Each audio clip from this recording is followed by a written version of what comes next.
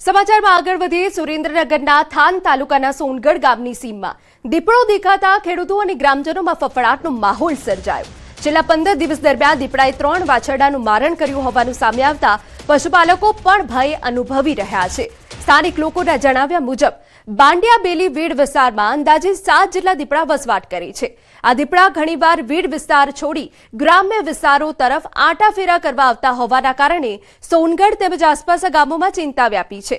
ખાસ કરીને વાડી વિસ્તારમાં રહેતા ખેતમજૂરો અને ખેડૂતોમાં રાત્રિના સમયે બહાર નીકળતા પણ ભયનો માહોલ જોવા મળી રહ્યો છે।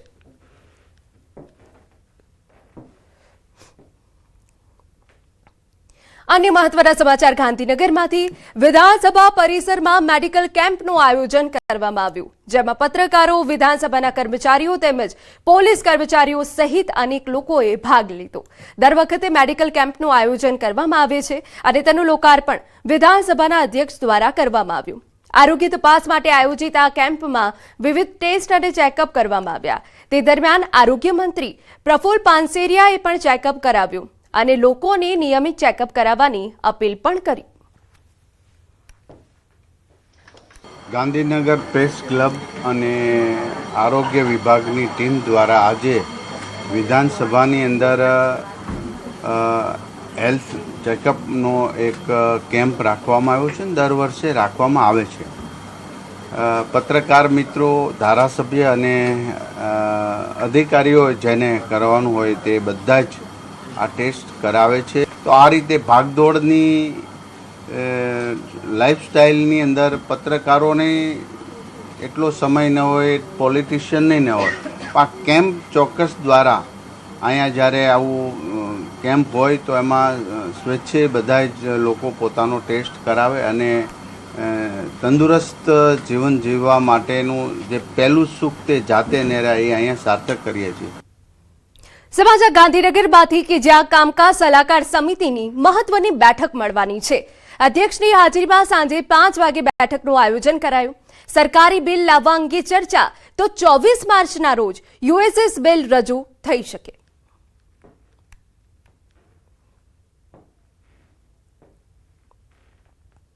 અમદાવાદમાં વધતી ગરમીને લઈ ટ્રાફિક પોલીસ એક્શનમાં। શહેરના 78 સિગ્નલ બપોરે 12 થી 4 કલાક સુધી બંધ રહેશે। ટ્રાફિક ઓછો રહેતો હોય તેવા સિગ્નલો 4 કલાક બંધ રહેશે। 31 સિગ્નલ પર ગ્રીન નેટ લગાવવાની કામગીરી કરવામાં આવશે। એએમસી દ્વારા ચર્ચા કરીને ગ્રીન નેટ લગાવવાની કામગીરી હાથ ધરાશે। ટ્રાફિક વધુ હોય તેવા 60 માંથી 31 સિગ્નલ પર કામગીરી કરાશે। 78 જેવા જંકશન જે છે કે જ્યાં આગળ લગાડેલા સિગ્નલ બપોરે 12 થી 4 વાગ્યા સુધીમાં બ્લિંકર મોડ ઉપર અથવા તો બંધ કરવાનું, હોલ્ડ ઉપર મૂકવાનું નક્કી કરવામાં આવ્યું છે। 60 જેટલા જે જંકશન છે ત્યાં આગળ લગાડેલા સિગ્નલ ટ્રાફિક ફ્લો વધારે હોવાના કારણે બપોરે 12 થી 4 ના સમયગાળામાં પણ બંધ કરી શકાય એમ નથી। સમાચાર સુરતમાંથી ગેસની અછત મુદ્દે કલેક્ટર કચેરીમાં મહત્વની બેઠક। સુડા, મનપા અને ગુજરાત ગેસ કંપનીના અધિકારીઓ હાજર। લોકો સુધી ગેસ પુરવઠો પહોંચાડવા માટે તંત્રનું મેગા પ્લાનિંગ। કામદારોનો પલાયન અટકાવવાના મુદ્દે પણ ચર્ચા। પાઇપલાઇન મારફતે લોકો સુધી ગેસ પહોંચાડવાની સૂચના। સુરત કલેક્ટરે તમામ અધિકારીઓને સૂચના આપી છે। હોસ્પિટલ, સ્કૂલ સહિત મહત્વપૂર્ણ યુનિટોને ગેસ માટે પ્રાથમિકતા આપવામાં આવે તેવું કલેક્ટરે જણાવ્યું। કાળાબજારી અટકાવવા માટે ખાસ ટાસ્ક ફોર્સનું ગઠન કર્યું છે। પોલીસે સાથે રાખી કાળાબજારીઓ સામે કાર્યવાહી પણ કરવામાં આવી રહી છે। પેન્ડિંગ એપ્લિકેશન્સ છે એનો નિકાલ કરીને પાઇપ નેચરલ ગેસમાં કેવી રીતે આપણે એલપીજી કન્વર્ટ કરી શકીએ છીએ એ બાબતનું એક આખી મિટિંગનું આયોજન કર્યું હતું। એટલે લોકોને અપીલ પણ છે કે ખોટી એક ઉતાવળ કરીને એક પેનિક સિચ્યુએશન ઊભી થાય છે, એટલે પેનિક કરવાની કોઈ જરૂર નથી।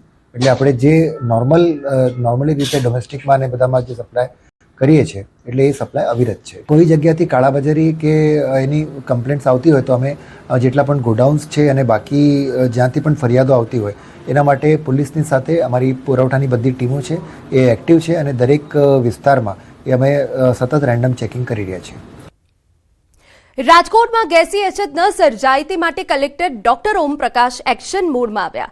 તેમણે શહેરના મુખ્ય ગેસ એજન્સી સંચાલકોને કડક સૂચના આપી કે ગેસના સિલિન્ડરનું કાળાબજારી ન થાય અને ઘરેલું ગેસ સિલિન્ડર યોગ્ય રીતે વિતરણ થાય.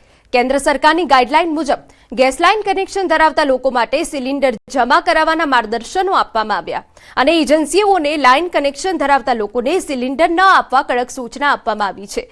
પુરવઠા વિભાગે જણાવ્યું કે અત્યાર સુધીના કોમર્શિયલની જગ્યાએ ઘરેલું સિલિન્ડરનો વપરાશ થતો હોય તેવા 150 સિલિન્ડર સીઝ કર્યા.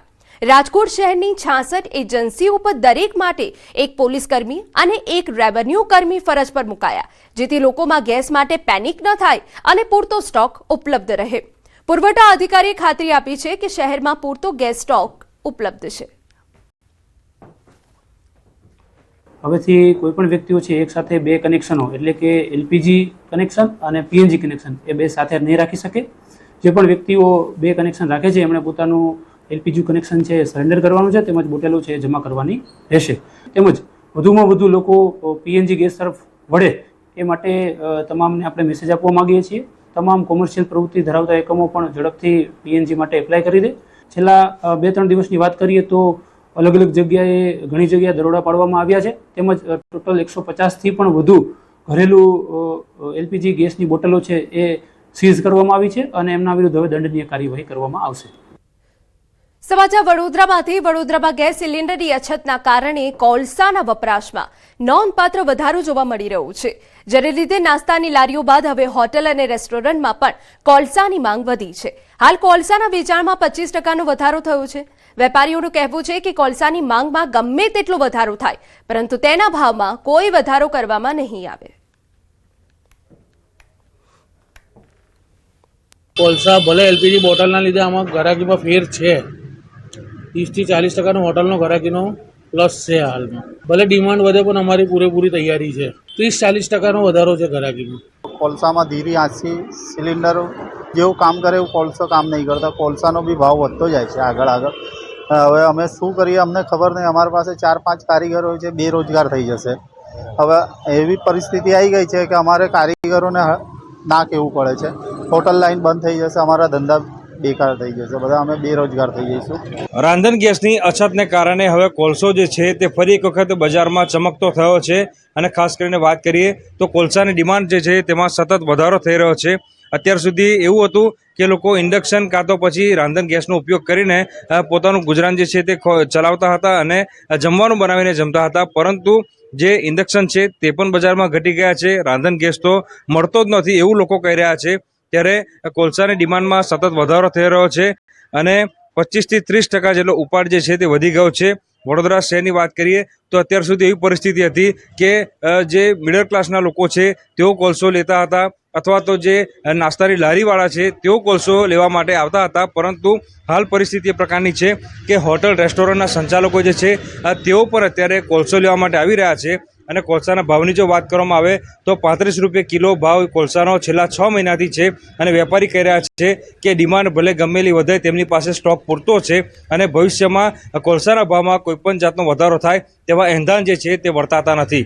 હાર્દિક દીક્ષિત, ન્યૂઝ 18 ગુજરાતી, વડોદરા. સમાચારમાં સમય થયો છે એક વિરામનો.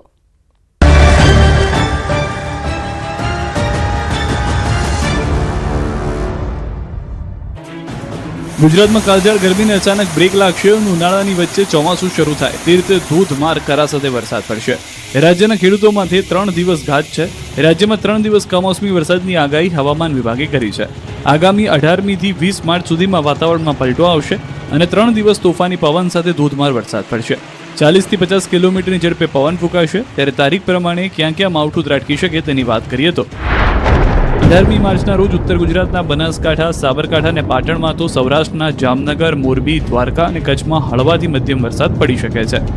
19મી માર્ચના રોજ બનાસકાંઠા, પાટણ, સાબરકાંઠા, દાહોદ, પંચમહાલ અને દક્ષિણ ગુજરાતના તમામ જિલ્લામાં વરસાદ પડી શકે છે, તો સૌરાષ્ટ્રમાં પણ વરસાદની શક્યતા છે.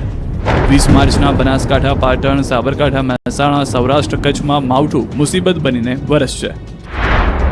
18, 19, 20 इसमें लाइट टू मॉडरेट रेन होने की संभावना रहेगा. इसमें 18-19 हम थंडरस्टॉर्म का भी वार्निंग